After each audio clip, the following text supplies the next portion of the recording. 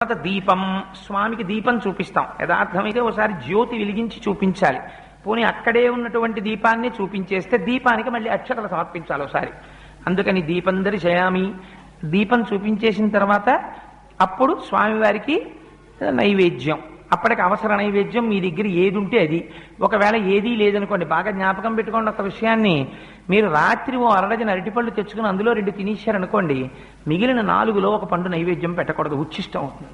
ఎంగిలి నైవేద్యం పెట్టకండి. అదేంటంటే ఆ 4ని తినలేదు కదా అంటే కుదరదు.